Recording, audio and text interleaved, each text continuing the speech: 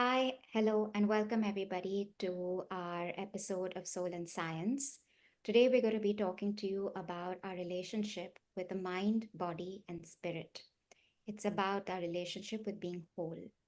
And I welcome with us, as always, our yogi, Ardaas ji, who takes us and helps us through all the knowledge of ancient wisdom. So, Ardaas ji, today we're going to be talking about a concept of mind, body, spirit, and wholeness. And like we always begin with some kind of origin of the word, definition of the word. I'm going to begin with sharing that, and I don't know if you've looked at something yourself, which I'm sure you have, to share and meet me to make this a whole and complete definition. So wholeness that I found was the state of forming a complete and whole experience, like unity, something that's unbroken and undamaged.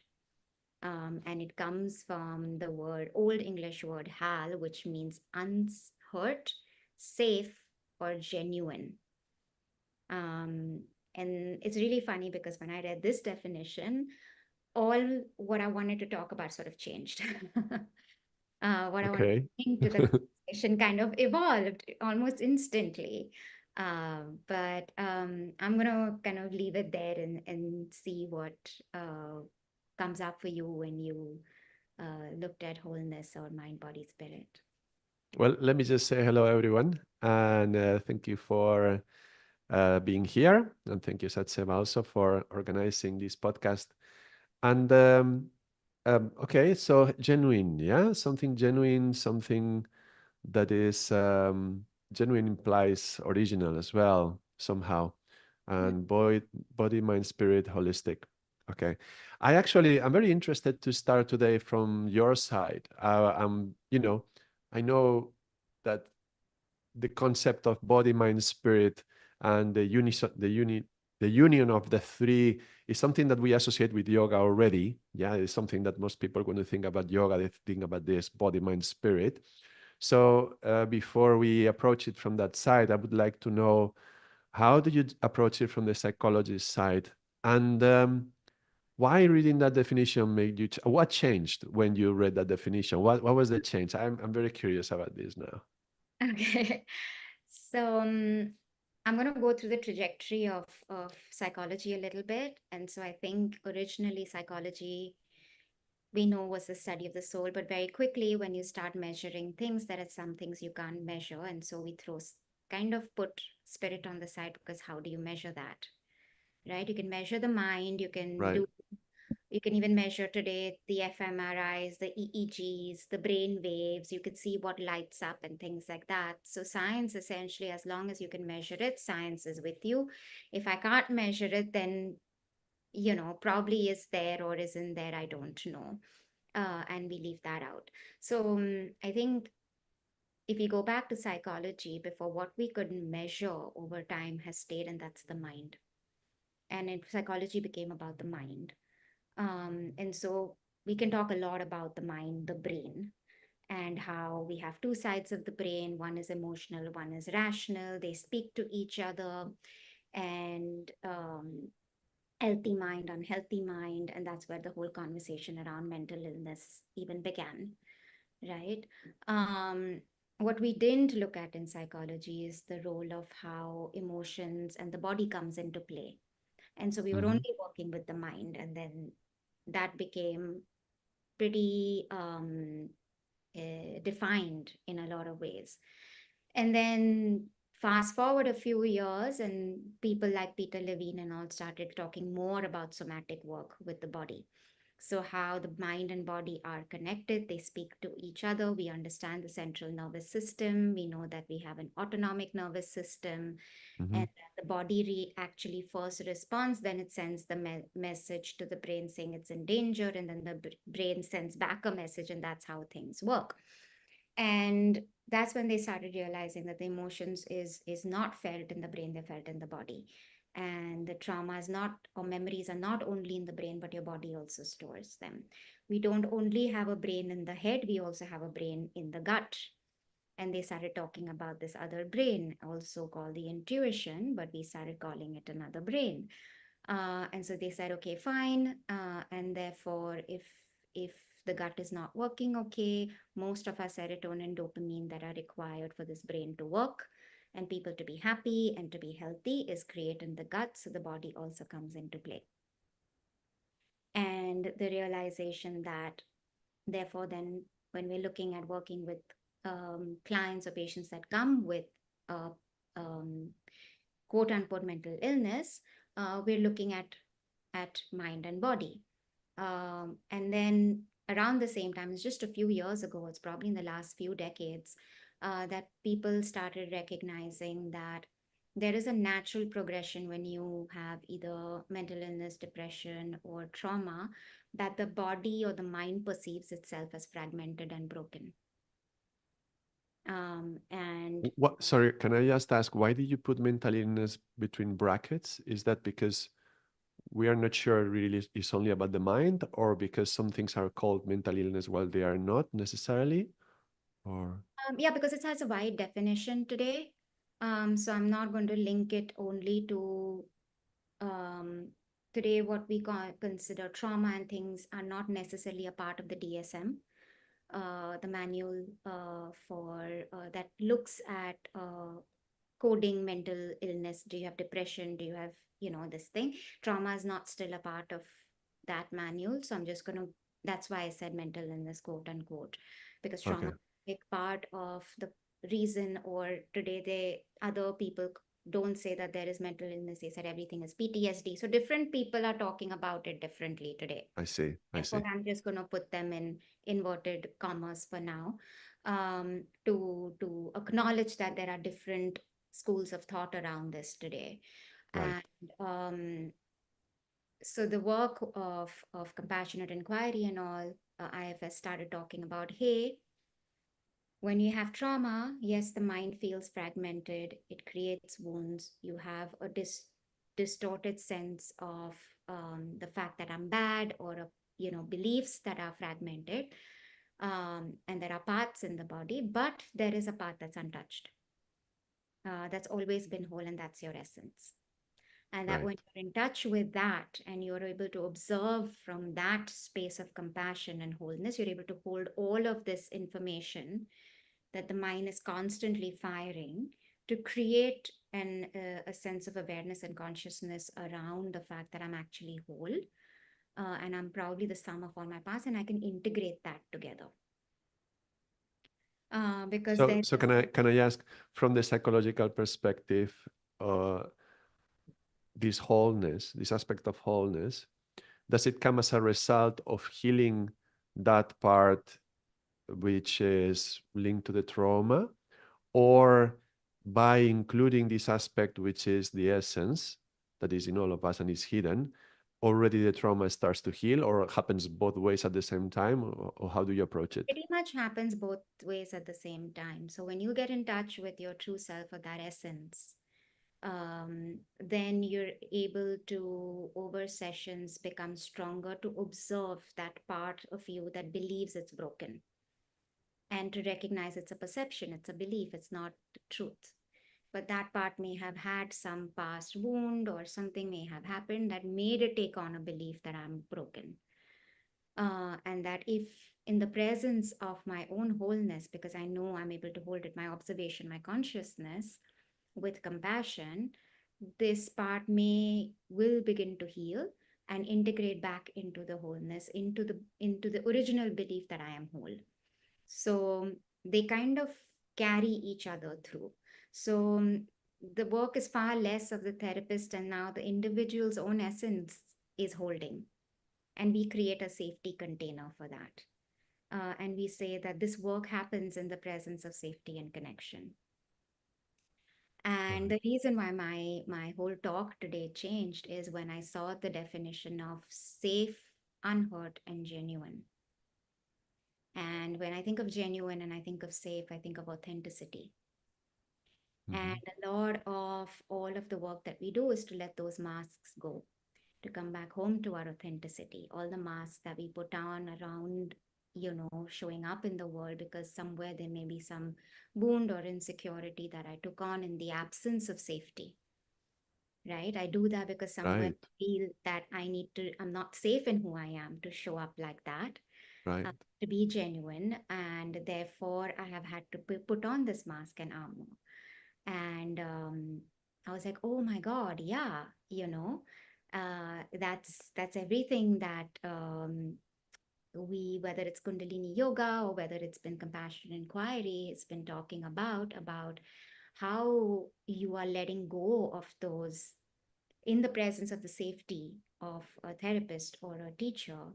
You are beginning to let go of those parts that are not you, to come home to your own inner authenticity and genuine wholeness. And that completely made the entire understanding of wholeness and this conversation be very different for me, Okay. because I was centering it around um, how these beliefs arrive in the absence of safety and the absence of connection, and that it's actually unhurt. And when we think of trauma is a wound, and it talks about being hurt, right? That authenticity has hidden away, and there was a part that was wounded and felt I need to protect, right? And Right. that's how we're showing up in the world today, right? And with these wounds and these pains that we have, and we're distracting, but the biggest pain is that we are actually disconnected from our genuine authenticity, our wholeness. Yeah, it's kind of a paradox because to reach our authentic self, we have to get out of our comfort zone and therefore feel unsafe, because the Mm-hmm. comfort zone by definition is the place where we feel safe, and that's not our real self. So in order to get to that essence, we're going to have to go through an unsafe passage. Maybe that's why going by the hand of someone is easier, no, having a teacher, having a professional that can guide you in the dark moments when you're crossing through unsafe passages of the mind or the emotions or even the body. That's going to be necessary to have somebody who's helping you along, no? That because I feel unsafe, is this okay? The way I'm going, is this fine? And but eventually, when you reach that true, genuine, authentic self, like you were describing it, that's the maximum place of safety, because what can damage you there? Mm-hmm. There's nothing there's nothing first of all, there's nothing foreign to you because you are in union with everything. And secondly, it's just um yeah, I cannot imagine anything that could pose some danger. I mean, Yeah. you could lose your life. Yeah, sure. But you have something much more valuable than this life. You have some essence that carries on. So the concept of safety that is very often guided by the most basic instincts of survival, it takes a relative position because now we have something much more valuable than the survival of the body. We have something that is going to endure, is going to continue after this lifetime. So when you find that place, it's not that you have to go and find risks in the world just for the sake of it, but somehow the feeling of risk changes, the perception of what could be risky changes because you have something very safe, something that is going to continue. Yeah. And what I found interesting was so many concepts, so many thoughts came up for me, is that when I sit in the room and I'm working with a client, the fears that people have is I'm going to be judged. I'm not okay the way I am. Right. Good enough. Oh, I didn't do well. The world is about achievement. And so if I haven't got that achievement, I'm not worthy. I'm not valuable, right? And we're looking externally for that. And to what extent are we therefore then um going further away from our essence? Because somewhere in the beginning we probably didn't get seen for our essence, or it wasn't reflected back in to us, or we were told that it's not okay to sit like this, not okay to talk too loud, it's not okay to joke, it's not okay to be this person. And somewhere I got the message that it's not safe to be me. And we're trying to be this other person.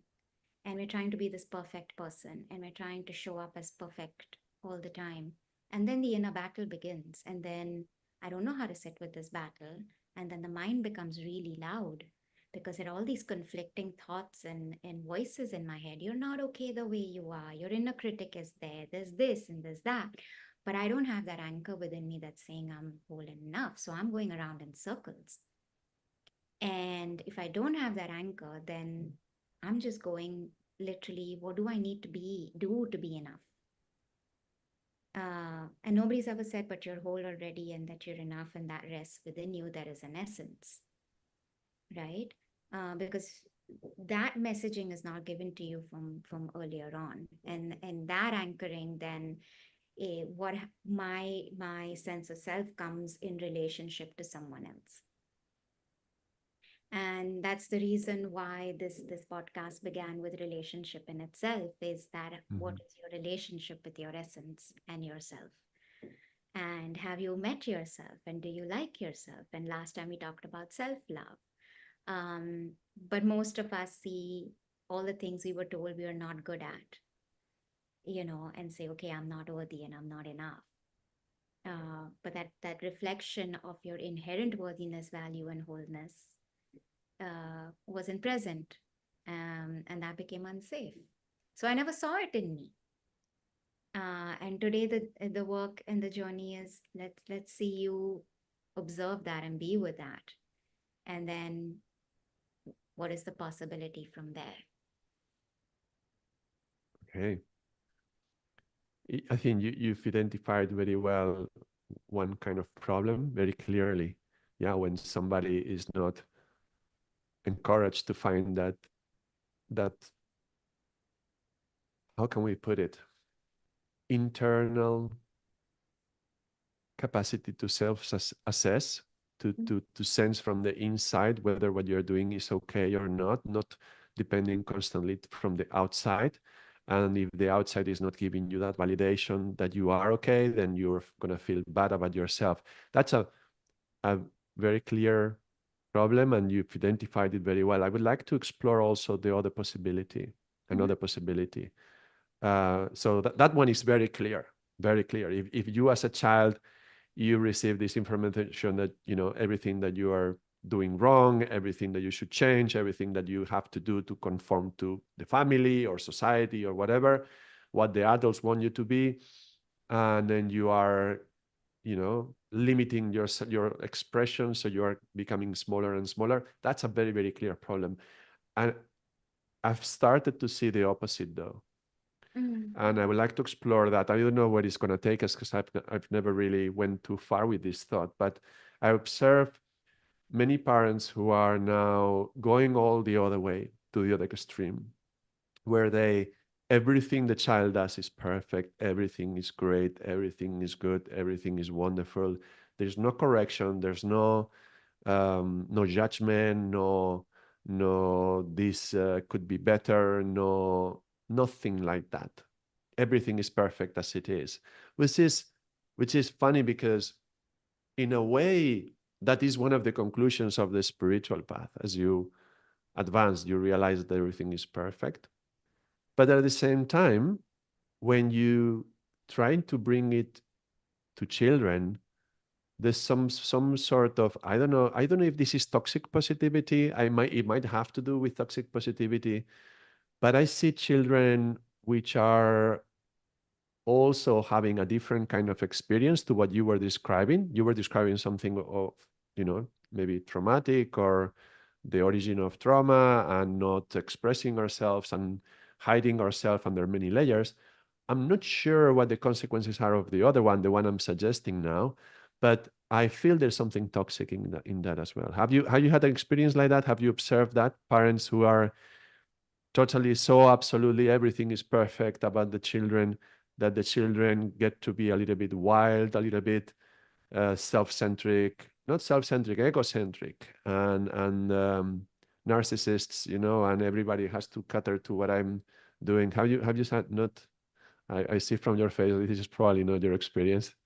No, I think because of the role that I play and the area of work that I do, I don't really, I'm sure there might be parenting coaches who may see those things, but I don't necessarily see that in in that sense. I usually see that even with I mean, there might be there are parts again of um young children that you see, and the ones that I have seen, even with this kind of behavior, is usually a protective mechanism, at least in the work that I've seen. Um, and so I don't know if I can share much about that trajectory of what that might look like. But either of these two, I think the fact that the essence of wholeness still is, um, and the in the core of finding that alignment to the essence would mean moving away from just the egoic mind, uh, and to integrate the body and the spirit into, or the soul, or what we call the intuition, to guide that journey for any of us. Yes, I agree with that, but I think that's a matter that, I mean, maybe it's because I was thinking about childhood Mm, right now. So I was putting myself in the role of a father and trying to imagine how is parenting when you try to avoid the typical pitfalls that you were describing, no, not giving children their own self-value. mm, Um, as an adult, I think that's the path, yeah, mm, to go towards the self and dealing with the ego and finding the authentic self and so on. However, and one thing that we say in yoga is that the ego is also necessary. mm, So you have to get away from the spirit to come back to the spirit. We mm, cannot just from the beginning, because this could be a temptation. Yeah, you are a yogic girl that suddenly has children, and then you decide, well, how can I raise my children so that they never have an ego and they never have to suffer what I suffered to deal with it? And I'm not sure that's the right approach because the child needs to create his or her own bubble, independent bubble, and feel separate from others and feel that they are different. There's all these things which yoga tells us, we are all one, we are all connected, we are all at a certain level, we are all connected. But the child cannot be. It's hard to put this into words. I'm realizing it is very difficult to explain because on one side, when you are very, very little, up to 3.5 years old, that experience of being connected is already there. mm, So as babies come into the world, they are already connected. And in order for them to develop their own capacity to, experience the world and express themselves in the world, they need to isolate themselves. mm, There's this concept in yoga that we is fundamental to yoga. I mean, the word yoga means union. So this today's podcast is about wholeness, right? Which is like a union of all your different parts. And in the title, we already said body, mind, spirit. There is other levels that we could talk about which parts are being united. But it's interesting from the perspective of yoga because all the problems start also with another union, a mm, different union. And it's what we call the union between the seer and the seen. mm, The seer would be the soul, the self, the most inner essence, genuine essence, authentic essence that you were describing before. And the seen is the material world around us. Now that's the beginning, and that's caused by ignorance. Ignorance makes us believe that this world is as it is, and there is nothing else but what we see and what we can touch, what we can prove. This is where science comes in. Yeah, if we can prove it in a laboratory, that's perfect. If we cannot, then we're going to doubt its existence because there is no instrument which can measure it. And so, from the perspective of yoga, the moment that the seer and the seen unite, because of this ignorance, all the problems start because that's the formation of the ego. But at the mm, same time, yoga also says that's also necessary to happen, because the self by itself, by by itself, I don't know how to say it without using the word self, the self alone, he is consciousness. But Mm, consciousness needs an object to manifest in a way. He's conscious of something. So if you are just in that primitive state of consciousness and not aware of anything, how do you know you are conscious? So you need to become conscious of something. So the moment that this material world appears before us, and the moment we are born and we are little babies and we still don't have an ego, that consciousness is feels united to everything, but then starts to see that they are different boundaries. This is the boundary of my skin. So, okay, and I can feel when I touch something. Okay, so this is me. And the thing I'm touching is not me. And then they create the separation. And that separation is the beginning of the formation of ego. Well, yoga says this union between the seer and the seen is caused by ignorance, but it's also necessary. And then eventually, as you become an adult, then you can transcend it, and then you can separate from the seen, and the seer can look at itself. So once you have experienced enough times looking at something, so being conscious of something, then you can become conscious that you are consciousness. And that's when the consciousness turns around and you realize your real self. So if we try to bring this idea to children too early, they are not ready to deal with it. Or if they did, they would not create an ego, and that would, I could imagine, they would create all sorts of problems. So the ego is necessary, and this ego is going to manifest no matter what.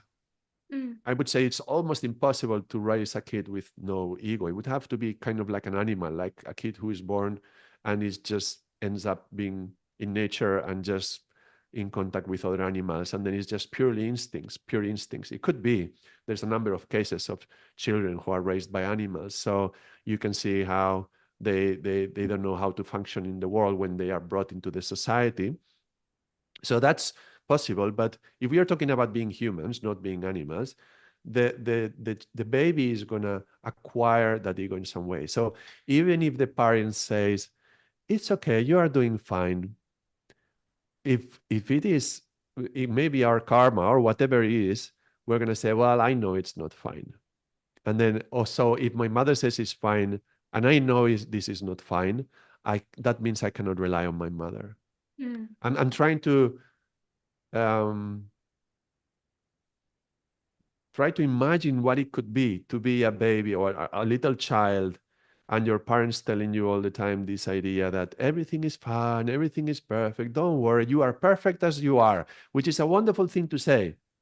But for the child, it's like, okay, so it doesn't matter if I touch the hot oven.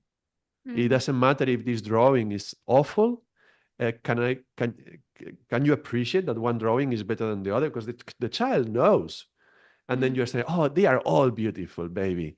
And you're like, no, they are not. mm, So in a way, that form of parenting, which tries to be so positive, that's why I'm not sure, maybe it's toxic positivity.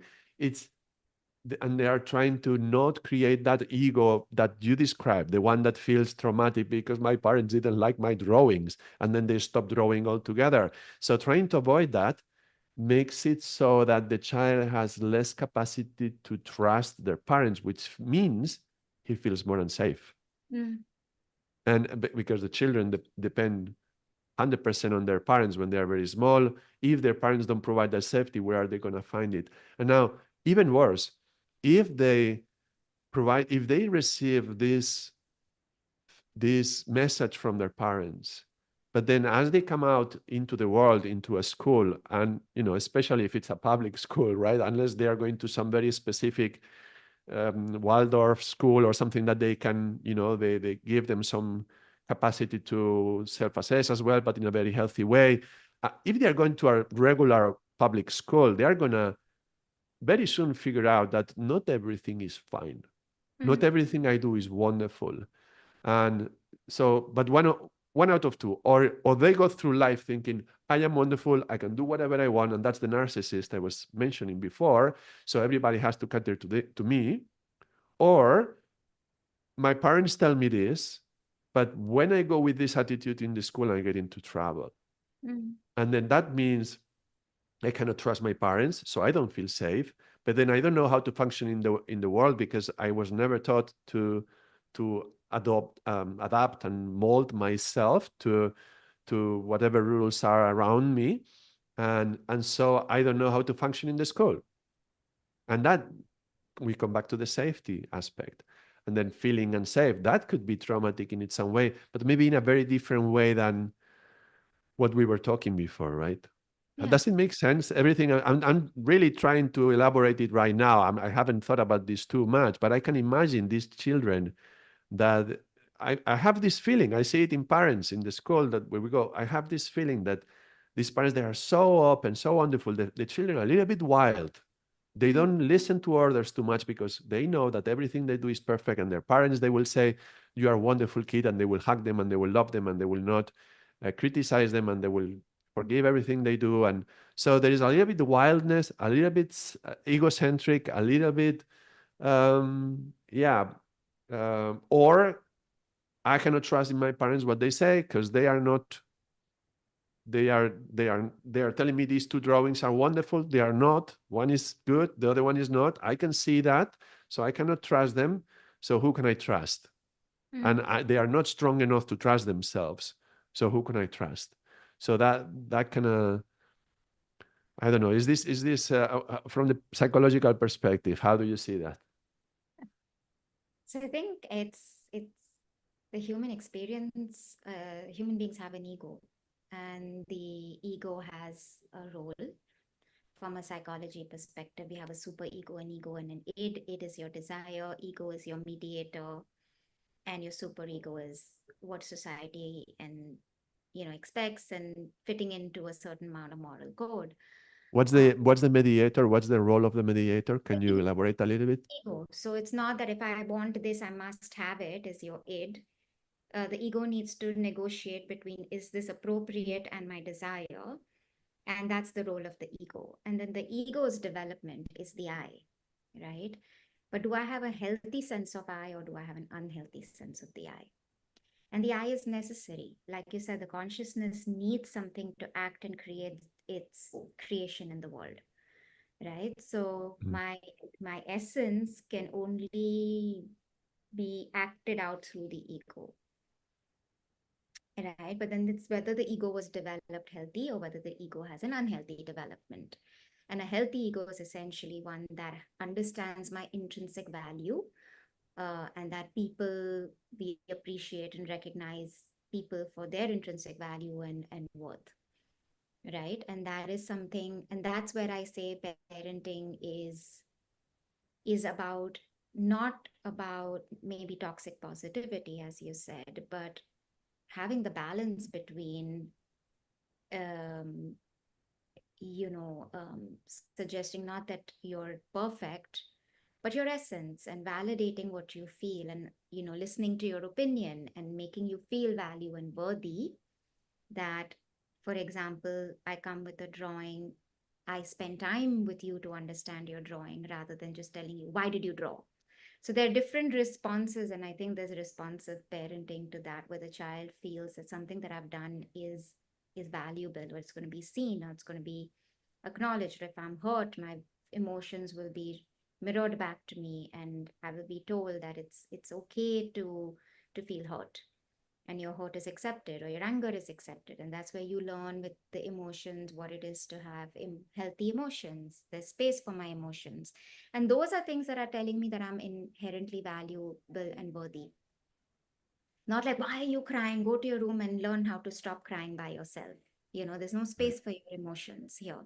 And that's where I learned No, resilience. nor the other side either, because if I, if you know, my whatever I do, my mother is gonna love me and she's gonna hug me and she's gonna say, "You are wonderful. You did great," which means that she doesn't really care what I do. Which is different. I'm just perceiving it, I'm just suggesting it as, not everything is a validation of how wonderful you are, but the validation that you are angry and it's okay to have anger, and Right, help you soothe that anger, understand that anger, be with that anger. But I right. don't tell you, oh, you know, go beat who you want, you're a wonderful kid. That's not what I mean. But I'm saying that the other part is to hold the child in safety, to say it's okay to be angry. When you're angry because somebody did something, let's understand that, let's soothe, so that I learn self-regulation, so that I learn I'm valuable, so that I learn, okay, fine, if I'm angry that someone, okay, that how does that person feel as well, and then you have that understanding of, and that's a different, that's parenting versus the toxic positive parent that says that, oh, you're free to do what you want, go hit anybody and you're okay. And that would then give you the sense of the unhealthy ego that would seek praise, acknowledgement, validation, because it doesn't have that sense of intrinsic value, and therefore cannot see the value of others either. And so then, you know, I am always right, or I'm quick to judge, or some of those, talking over people, not considering the other, right? In that space is an unhealthy ego, and that development is again based on environment, circumstances, and all of that. But the ego exists no matter what.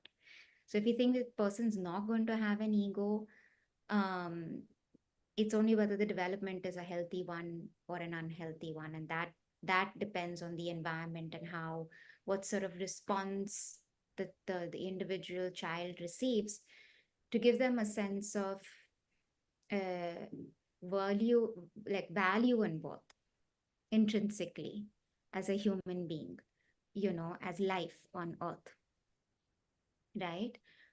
Because if because that's essentially the work of psychology. It is to heal the develop, if the ego has not been developed healthy, then that's where the conflict begins. I Mm. have difficulty in relationships, and then why can't I be in a healthy relationship?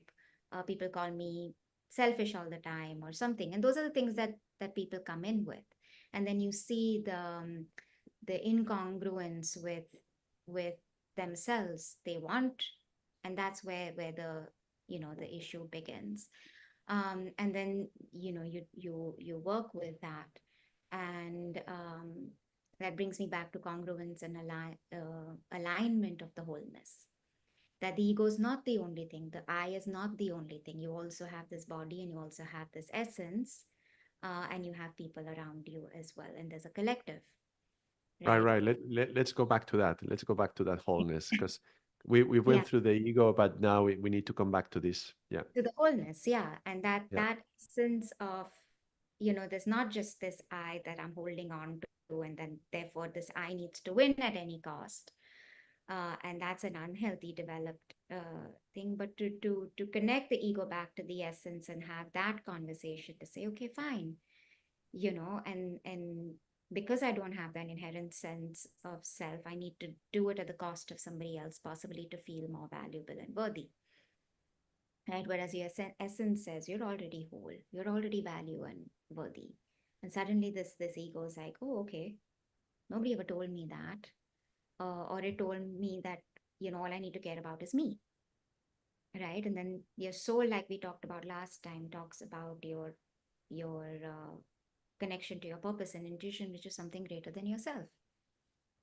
And that's when you come into alignment with mind, body, and soul, and the soul invites you to look at something greater than the self, than the I. Yeah.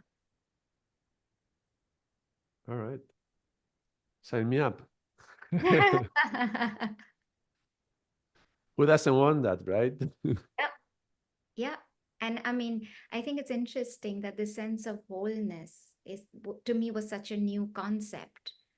That, oh my God, nobody told me I was whole. I was whole because I was one of the people who went through trauma and believed I was broken and fragmented and nobody could fix me or help me. Right, I lived with that for the longest time, and there was a lot of, pain and shame around that, right. until I got in touch with this part of me that said, you're whole, you're already that. So you don't need, you can let this belief of yours go, because you're whole. That part of you can is not touched. It's your essence, you know. which was deeply healing. It was almost like anchoring me in something that gave me hope to start over. And you did what we were talking the other day. You went through the training. Yeah. You saw your life as a training, and you learned a lot of stuff. And maybe you had to, study psychology to help yourself.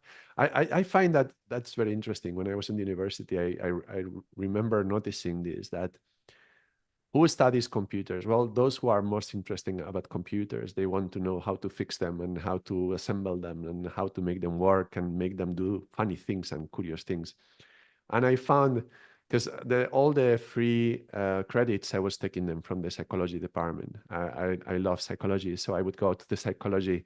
And it's quite a radical difference, because in computers, because I studied computer science, it was all guys.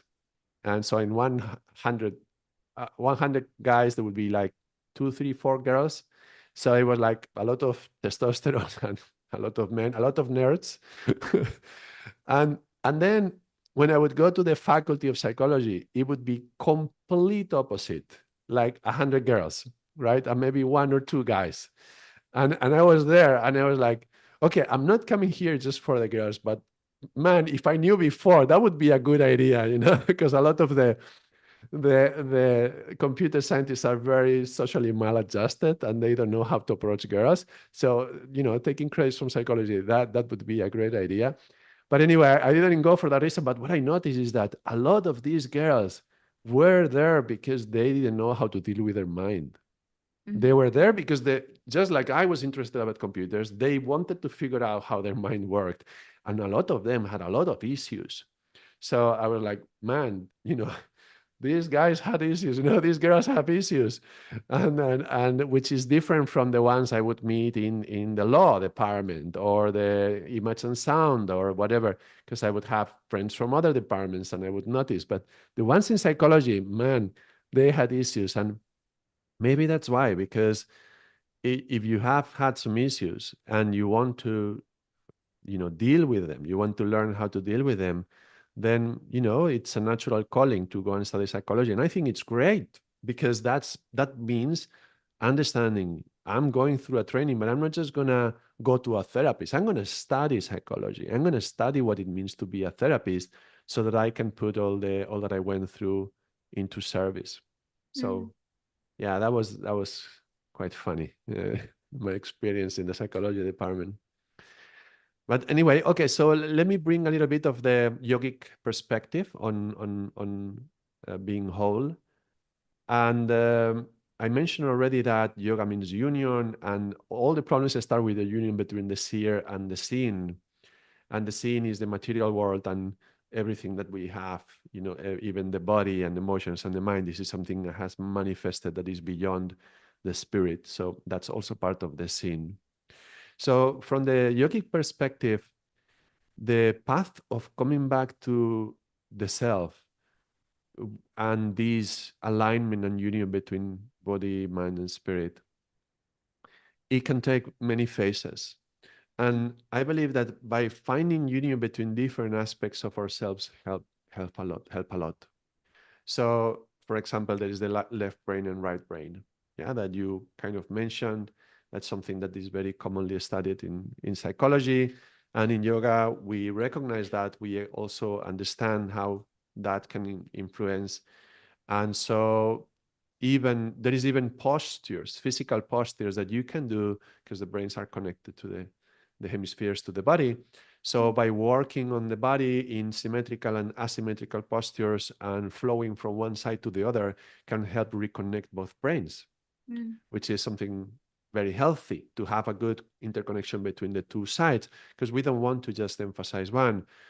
We have an overemphasis of the left brain already, especially in the Western world. I don't know about in India, but here in the West, if you go to school, they, I mean, I remember when my daughters were going to Mm-hmm. preschool, everything was hard. Everything was drawing and painting and sculpting and cutting things down. And it was amazing. And then when they went into primary school, suddenly they have to follow the curriculum from the state. And it's all these numbers of language, all these numbers, all these hours of mathematics, all these hours of learning countries, names of countries and seas and things like that. And a lot of it is left brain oriented. So suddenly there's there is the art class during the week when they go and have a little bit of art. And I'm pretty fortunate because the school of my daughters, they do theater and they do yoga and they do a number of things which are very artistic as well. But there is already an overemphasis on the left hemisphere, as particularly here in the West. So the yoga will approach it also in this side and say, well, okay, balance. We're talking about balance and whole. Being whole means both sides. So let's start by connecting both.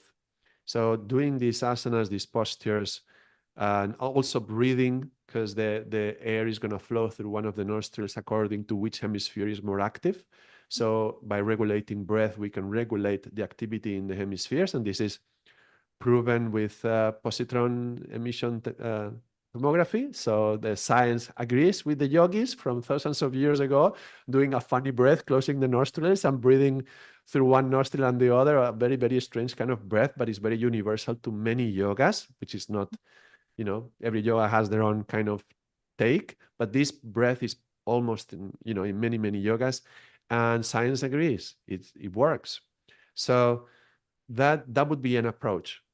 So I already mentioned an approach would be balancing and including both hemispheres, the logical and the rational with the artistic and spontaneous.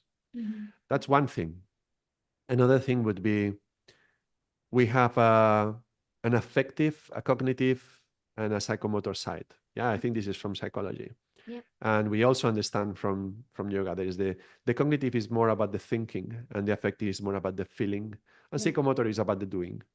And the doing, we work through the postures. So that's the physical work that we do in the body that's going to help in the psychomotor.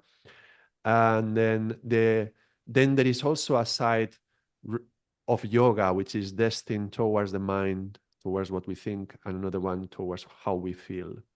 And we work on the mind particularly through but in a number of ways. One, through providing right understanding. So observing the world and understanding correctly what is happening. And that could be quite wide. I mean, the concept of what we call Gyan Yoga, the yoga of wisdom, that's very wide and includes many things. But it also includes about how to operate your own brain, like the manual for our own brain, right? There is no manual when we come into this world, but yoga gives us a lot of tools to learn how to concentrate, how to focus the mind, how to not be a slave of it, because that's a very, very common problem for many people who have never practiced yoga. They will say, maybe I have insomnia. I lay in my bed at night and I just cannot stop my mind.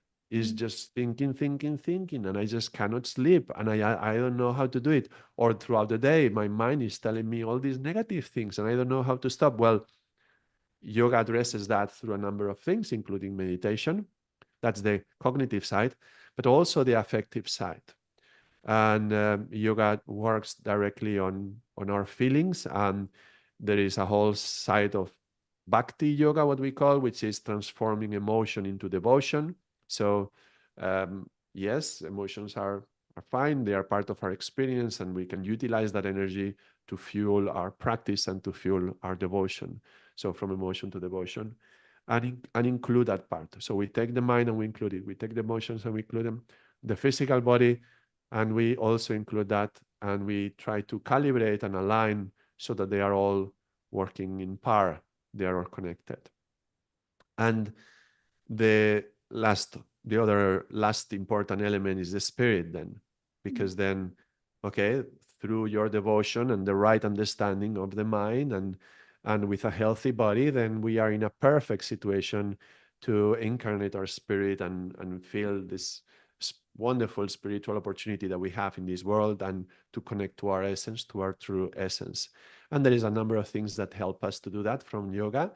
um, and it combines devotion and right understanding. It's a combination of all these things that are going to help us to connect to the spirit.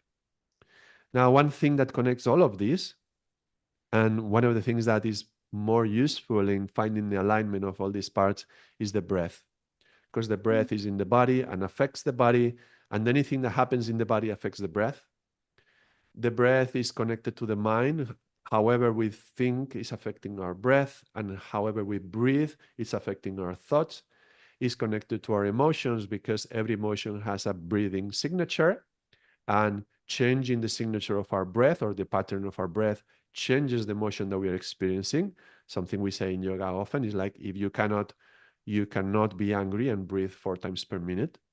So Mm. if you have a situation of anger, you can just control your breath and reduce it down to 4 times per minute, and the anger subsides in less than 10 minutes. So there's a direct connection between emotions and breath. And breath is the spirit, is our breath, is our consciousness, and is incarnating, inspirar, yeah, inspire, to bring the spirit in. So a lot of the techniques from yoga include breath. Even meditations will include breath. Practice with the physical body will include breath. And mantra, which is part of our devotion side, includes breath. So the breath is a fundamental aspect that is going to connect the body, the emotions, the mind, and the spirit. But we will start from small parts, maybe like the left and right hemisphere. Mm. Or also another one that I haven't mentioned, my masculine and my feminine side. There is some masculine and feminine qualities within everyone and also within us. I am a man, but I do have some feminine qualities. Can I learn how to put both into balance? It's also connected to the hemispheres, but it's beyond the hemispheres. So it's a holistic approach on all the sides, but also local approach. So we Mm. go specifically, okay, today we're going to work on the hemispheres. Today we're going to be working on the cognitive and affective, or the Mm. feminine and the masculine, the yin and the yang. And by slowly working on every one of these sides, overall, when you look at the year, after 1 year, you've been calibrating a little bit each one of these, because you calibrate one side and then the other ones get a little bit out of tune. Then you go to this one and you calibrate a little bit this one, and the other ones get a little bit out of tune. So you have to be constantly tuning all of them to create this perfect symphony, inner symphony, Yeah, in a harmony. inner harmony. Yes. That they're all speaking to each other, that both sides of the brain, as we say in psychology, are speaking to each other, because we're seeing that in this world today, as you've beautifully talked about, the cognitive, the affect, and the psychomotor, is you're highly cognitive, right? We've become highly cognitive, and the emotional aspects, and so many like so much of conditioning around men should not be emotional, women, the messaging that we receive, that to be a whole human being, wholeness comes from activating both sides of the brain working in balance. Can I just mention one thing here? I've noticed that the more intelligent is the person, the more challenge they have with their emotions often. Because the more they develop the brain and they go into and I'm not sure it's intelligent or intellectual, but the more they go into the mind, the more they're going to leave the emotions to the side, and they're going to value them less as well. Yeah. And if we aren't taught earlier on that emotions are okay and they're safe and they can be regulated, then we kind of in psychology we begin to shut them down. Yeah. We begin to start what we call emotional numbing, and then we're living anyway naturally more in the mind, and then we live in a very distracted world. So we're not connected to the emotion. We're disconnected from that aspect of ourselves. And we're only living in the mind. We're only trying to live logical, practical, pragmatic, which is okay to some extent, but then you're missing the joy and the feeling and the emotion of being fully alive and present with what is in the It's a moment. wasted opportunity. Yeah. And then people say, but I don't feel anything. I don't feel anything. And then you realize that people are now afraid to even feel. Um, and that's the world we're living in. So we're distracting from those emotions instead of coming back and saying that we need to go towards not enhancing, like you said, it's the nature of our schools from going from one right brain to left brain completely. And then there is no room for that interwovenness of of allowing both brains to speak, which is when all of me comes alive. All aspects of me are connected, and there is an awareness of, and feeling is your sensations in your body, you're present in the moment, all aspects of you, your five senses, your, the experience of what you are in this moment is what makes it authentic and genuine, right? And that's when I'm wholly present. Otherwise, I'm only half present, right? If only my mind is here but my emotions are offline, I'm not wholly present here. Mm. And we pride ourselves on being strong. I don't get hurt, I don't get affected. And that is taking away from the essence of being, of the wholeness, right? Right. That that we need to nurture every aspect of it to make it whole. We need to nurture, and that's why I think today mindfulness is brought into therapy to bring our awareness to all of these aspects, moment to moment, of our thoughts, of our body emotions, our sensations, our environment, our lens, our perspective, and to hold in our awareness all of these aspects that make us whole, all these parts of ourselves that are constantly talking to each other. But if we switch off from the body, the disconnection from the body or the disconnection from our emotions or essence, is us living only with the head. And Right. then we're not fully present and we're not whole and we're not connecting with each other. And that experience of that I am whole ceases to be, and then we're in pain and suffering because we're cut off and that disconnection has occurred.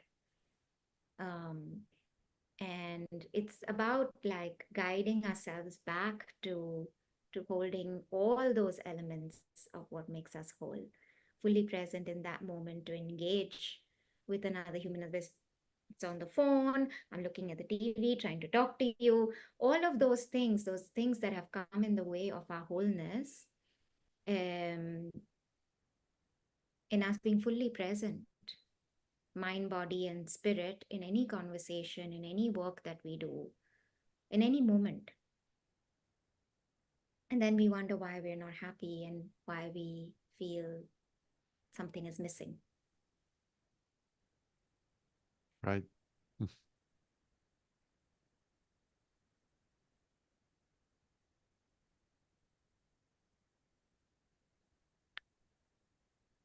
What else is there to say? How apart from actually going to a therapist, to a psychologist, what tips would you give as a psychologist to somebody who wants to live more that whole life, that holistic life? I would give tips for journaling. I would give, I would say, being more mindful, spending a lot of time on becoming aware of the self. So using meditation as a tool, and a lot of people say, but my mind is too active to meditate, and it doesn't have to be going into deep yogic meditation to begin with. Even sitting with an awareness of a tree, for a few moments and noticing the tree. And every time the mind comes back online, you ask it to take a step back so you can be fully present, and then bring your presence to the body sensations and to recognize it's who we are in this moment is necessary. Yoga really, really helped me to balance both sides of the brain, just the nature of which every yogic posture has something to do with the left side, and then to mirror that with the right side, and then to do it with the right side and mirror that to the left side, which allows both parts of the brain to be equally um, sort of exercised, so to say, or be brought online if it's been not used or not connected to as often. So um, art is a big way to connect both sides of the brain. um, what else do we what else would I suggest? Um, using anything that you use your hands with, anything, pottery, and things that really bring out an expression of who you are, or just connecting to the self, writing, and yeah, I think these are some of the tips that I would say would help. consider, integrating both sides of the brain and coming into wholeness, which can be fun, for someone to kind of do. Definitely. Yeah. Yeah, especially this one you were mentioning, the utilizing the hands. That's very useful to get out of the head. Mm. Yeah, when you are too much in the head, utilizing the hands is a way to get the energy out and into an action that you are creating something. Be creative with that. Yeah, because it's only then can we become creative with problem solving as well, Hmm. right? Otherwise, we'll have the same way of doing the same thing, and that doesn't allow the brain to open up and use the potential of the brain. And then that's only way I know to do it, and that takes away from possibilities. And wholeness, when you come up whole, it opens up and expands possibilities for the human being who never knew it was possible to show up in a different way.